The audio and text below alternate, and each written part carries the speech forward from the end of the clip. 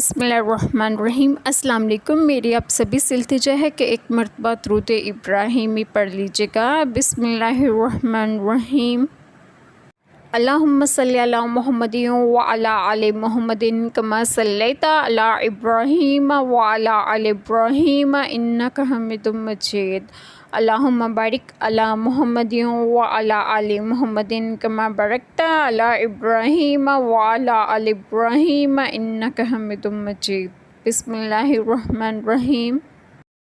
بنی اسرائیل سے پوچھو ہم نے کتنی روشن نشانیاں انہیں دیں، اور جو اللہ کی آئی ہوئی نعمت کو بدل دے تو بے شک اللہ کا عذاب سخت ہے۔ کافروں کی نگاہ میں دنیا کی زندگی آراستہ کی گئی اور مسلمانوں سے ہنستے ہیں، اور ڈر والے ان سے اوپر ہوں گے قیامت کے دن، اور خدا جسے چاہے بے گنتی دے۔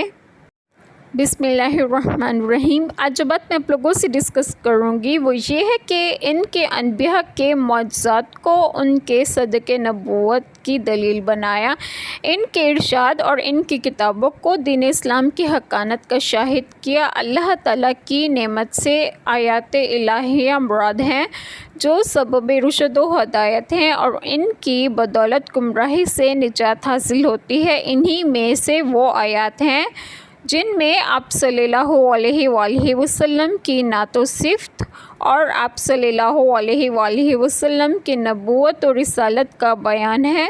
یہود و نصارہ کی تحریفیں اس نعمت کی تبدیل ہیں، وہ اسی کی قدر کرتے اور اسی پر مرتے ہیں، اور سامان دنیاوی سے ان کی بے رغبتی دیکھ کر ان کی تحقیر کرتے ہیں، جیسا کہ حضرت عبداللہ بن مسعود رضی اللہ عنہما اور عمار بن یاسر رضی اللہ عنہما اور صہیب رضی اللہ عنہما اور بلال رضی اللہ عنہما کو دیکھ کر کفار تمسخر مذاق کرتے تھے، اور دولت دنیا میں غرور میں آ کر اپنے آپ کو اونچا سمجھتے تھے، یعنی ایماندار روز قیامت جنت عالیہ میں ہوں گے اور مغرور کفار جہنم میں ذلیل و خوار ہوں گے۔